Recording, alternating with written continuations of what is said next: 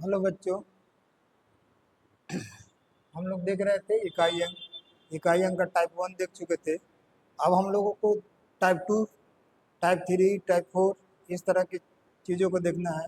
तो टाइप 2 और टाइप 3 हम लोग एक ही वीडियो में देख लेते हैं कि अब किसी भी नंबर, सिंपल सा हम लोग रूल तो जान लिए थे कि रूल क्या होता है कि इसके लास्ट अंक को हम लोग क्या करते हैं, इसके लास्ट अंक को हम लोग 4 से डिवाइड करते हैं, है ना। इसके लास्ट डिजिट को, लास्ट दो अंक को हम लोग 4 से डिवाइड करते हैं। अगर दो अंक है तो ठीक है, नहीं तो एक अंक है तो एक ही अंक को 4 से डिवाइड करेंगे, है ना। तो 4 से डिवाइड किए। और ये 4 का हम लोग बेसिक भी देख लेते हैं कि 4 का इकाई अंक नहीं बदलता है, तो 4 का इकाई अंक 4 ही रह गया। 5 का इकाई अंक में चेंज नहीं होता है, 5 देख लिए। 1 का इकाई अंक में चेंज नहीं होता है तो 1 देख लिए। अभी सभी को गुना करेंगे तो 20 होगा। इसका इकाई अंक क्या हो जाएगा, इकाई अंक क्या हो जाएगा, 20 है तो इसका इकाई अंक 0 हो जाएगी। तो हम लोगों को 0 आसानी से समझ में आ गई। अगर कोई परेशानी हो रही है, अगर आप फर्स्ट पार्ट नहीं देखें, टाइप 1 नहीं देखें, तो टाइप 1 देख लीजिए। उसमें सारी बेसिक बात अच्छे ढंग से समझाई गई। ठीक है, तो हम लोगों को पहला क्वेश्चन हो गया। टाइप वही है, क्वेश्चन वही है, केवल एसएससी सीजीएल में आपको क्वेश्चन जो है वह इस मोड में दे देता है कि आपको एक ही क्वेश्चन नहीं देता है। रेलवे में तो एक ही क्वेश्चन देगा, या टीचर के एग्जाम में एक ही स्टेप में देता है। लेकिन आपको सीजीएल है या अदर कोई ग्रेजुएट लेवल एग्जाम्स है तो उसमें आपको 2 या 3 मोड में। अभी तो सारा क्वेश्चन तो ऑलरेडी आया हुआ, आप देख रहे हैं कि सारा क्वेश्चन ऑलरेडी आया हुआ। तो हम लोग दूसरे क्वेश्चन को देखते हैं बिना टाइम को जाया किए हुए कि अगर 1 है तो 1 का इकाई अंक तो 1 ही होगा। इस पर 4 से भागा देंगे तो इकाई अंक 2 हो जाएगा। तो 2 2 जा कितना हो जाएगा, 4 हो जाएगा। ये 3 है तो इसको भाग दिया तो 3 3 जा 27 हो जाएगा, तो इकाई अंक 7 हो जाएगा। ये 4 है तो 4 4 जा 6 हो जाएगा, तो इकाई अंक 6 हो जाएगा। फिर 5 है तो 5 का इकाई अंक चेंज करेगा नहीं। अब हमको देखना है कि किसी भी इकाई अंक के गुना में अगर 5 आ जाता है और हमारा 2 आ जाता है ना, तो 5 और 2 मिलकर 0 दे देगा।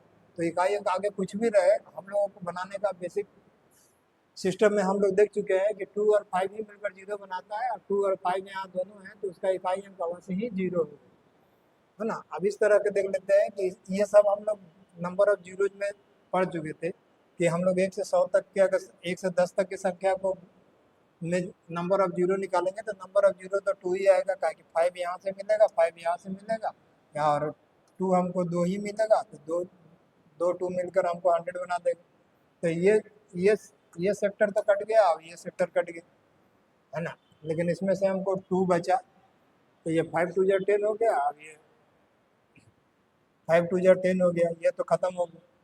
तो 10 से 10 10 10 100 हो गया। बाकी हमको जो भी चीज़ बचा कि 3 4 जा 12 हो गया, 2 हो गया, 6 2 जा 12 हो गया, इसका भी इकाई अंक 2 हो गया, 7 4 हो गया, 7 2 जा 14 हो गया, इकाई अंक 4 हो गया, 8 4 जा 32 हो गया, इकाई अंक 2 हो गया, 9 2 जा 18 हो गया, इकाई अंक 8 हो गया। तो हमको पता चल गया कि इकाई अंक केवल हम लोग लास्ट अंक को गुना करते जाएंगे, लास्ट डिजिट को गुना करते जाएंगे, और हम लोग देख लेंगे कि इसका इकाई अंक क्या होता है ना। तो हम लोग समझ गए कि बाकी तो ये 10 से 10 कैंसिल हो गया।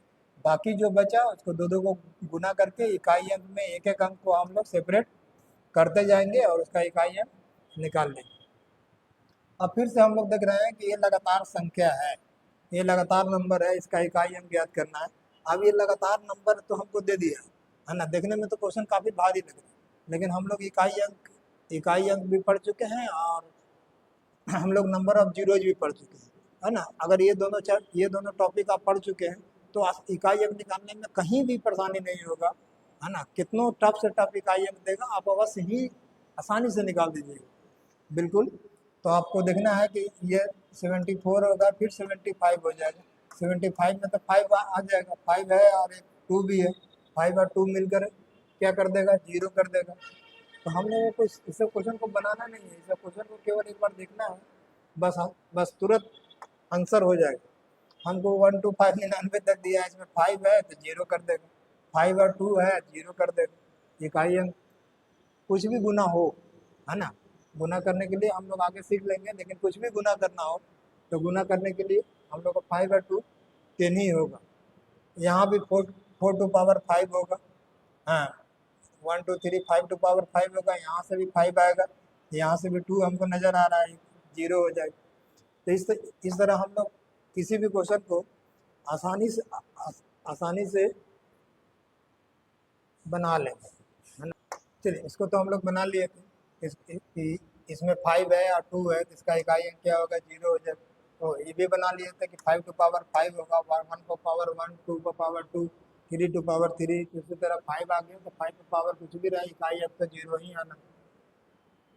नंबर ऑफ जीरोज का जो चैप्टर है उसको आप देख लीजिए। नंबर ऑफ जीरोज बहुत अच्छे ढंग से पढ़ाया गया है, और उसमें इकाई अंक की चर्चा तो की नहीं गई है, लेकिन यहाँ पर मेथड में आपको बहुत सारे क्वेश्चन उससे सरलता से बन जाएंगे। ठीक है, आगे हम लोग देख रहे हैं। अब ये कुछ भी है तो इसका इकाई अंक को देखना है, इकाई अंक को देखना है। पावर भी हम लोग इकाई अंक में देख चुके हैं कि 4 का पावर ऑड या इवन होने की जांच करते हैं। अगर इवन रहेगा तो इकाई अंक 6 आ जाएगा, पावर ऑड रहेगा तो इकाई अंक हमारा ऑड आ जाएगा। अब बीच में प्लस का चिन्ह है तो हम लोग इसको जोड़ेंगे तो 10 हो जाएगा, इकाई अंक क्या हो जाएगा, 0 हो जाएगा। ठीक है, इकाई अंक 0 हो जाएगा। हम लोगों को ये नंबर है, अब इसमें देखना है कि 4 से इसको भाग देंगे, 4 से इसको भाग देंगे, 4 से इसको भाग देंगे, है ना। ये 7 है, 70 से तो मतलब है नहीं, ये 7 है, तो 7 इकाई अंक 7 है, और यहाँ भी 7 है, प्लस माइनस में है, तो इसको ये तो कट गया। 1 पर कितनों का पावर दीजिए, इकाई अंक में कोई चेंज नहीं होगा, कोई परिवर्तन नहीं होगा। तो ये सब रूल जो है, आप नंबर ऑफ जीरोज को देख लीजिएगा। ये सब रूल में कोई सब रूल जो है एकदम हलवा जैसा लगेगा, एकदम आसानी से बन जाएगा, है ना। इस क्वेश्चन को देखते हैं, 9th क्वेश्चन को। इसमें ये क्वेश्चन में दम है, ये आपको क्वेश्चन जो है रेलवे में पूछ दिया था, ऐसे एसएससी का नज़र नहीं पड़ा है, ये क्वेश्चन आपको सीजीएल में भी आ जाएगा। अब ये दिया है कि 7 टू पावर 95 और 3 टू पावर 58, ये दिया हुआ है। इसको 4 से भाग दें, इसको 4 से भाग दें, इसको 4 से भाग दें, इसको 4 से भाग दें, तो ये 7 पर क्या हो जाएगा, 4 टू जाए 8 हो जाएगा, ये हमारा 3 हो जाएगा। अब ये 3 को भाग दिए तो 3 3 जा 9 हो जाएगा।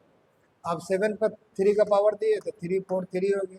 हमको इकाई अंक से मतलब है, ठीक है। अभी तो हम लोग 7 का क्यू कर दिए, यहाँ हो गया 2, यहाँ हम लोग 9 कर दिए।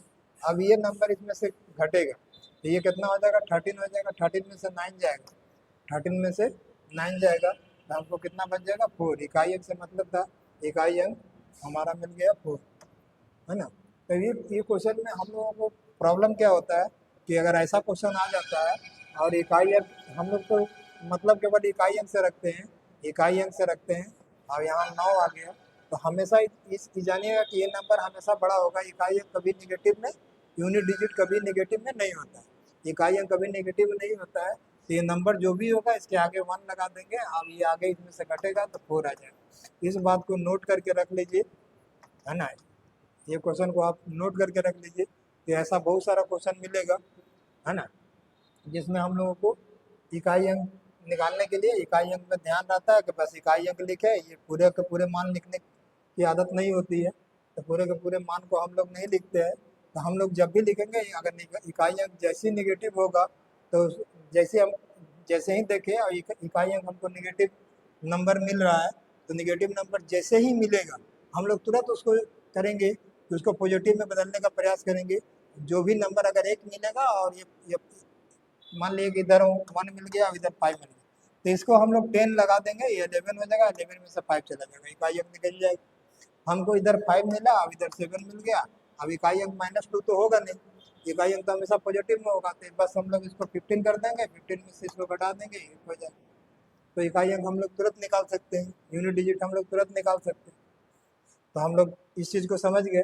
ये क्वेश्चन 9th क्वेश्चन को नोट करके आप रख लीजिएगा, या बिल्कुल आप नोट्स अवश्य बनाते जाइए प्रत्येक दिन के वीडियो को, है ना। प्रत्येक दिन का वीडियो का नोट्स अवश्य बनाते जाइए। आपको बिल्कुल ऐसा लगेगा कि जितना भी एग्जाम में क्वेश्चन आ रहा है वह सब क्वेश्चन इसी क्वेश्चन का रिपीटेशन रहता है, कहीं से अलग क्वेश्चन नहीं आएगा। वह कोई भी अध्याय हो, या कोई भी अर्थमेटिक हो या एडवांस हो, आपको सारा का PDF यहाँ मिलेगा और सारा का क्रमिक मिलेगा। सब एक चीज़ को हम लोग यहाँ डिस्कशन करेंगे। कोई दूसरा वीडियो देखने की आपको ज़रूरत नहीं होगी। आप कोई भी एग्जाम में जाइएगा बिल्कुल यही क्वेश्चन मिलेगा। हमको ये देखना है कि इसको हम लोग देखें, इसको 4 से भाग देंगे, इसको भी 4 से भाग देंगे, ये तो 73 रह गया। अब हम लोग उसको 4 से भागा दिया, यहाँ 5 है तो इकाई अंक तो 5 ही होगा, ज़्यादा भाग देने की जरूरत नहीं। 6 है तो इकाई अंक 6 ही होगा। ये 73 है तो इसका इकाई अंक 3 होगा। इसको तो भाग देने की जरूरत है नहीं, तो पावर है नहीं। अब हम लोग देखें कि 11 3 14 हो गया, इसका इकाई अंक क्या हो गया, तो 4 हो गया।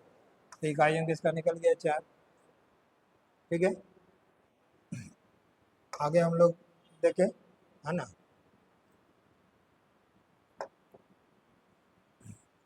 आगे हम लोग को टाइप ही, अच्छा यहीं तक खत्म।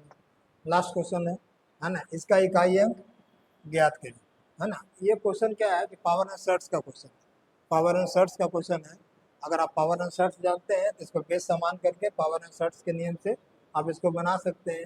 इस क्वेश्चन को आप स्वयं कमेंट करें बनाकर कि किसका इकाई अंक क्या होगा। अगले वीडियो में हम आपको इस क्वेश्चन को बता देंगे, लेकिन आप भी कुछ कलम चलाकर देखिए। हमने बता दिया कि पावर एंड सर्ट्स का क्वेश्चन है, पावर एंड सर्ट्स के रूल से इसको बनाइएगा, आसानी से बन जाएगा, है ना। ऑप्शन आपके पास दिया हुआ है, इसमें से कौन सा ऑप्शन आएगा, केवल ऑप्शन लिख दीजिएगा कि ABCD। धन्यवाद बच्चों।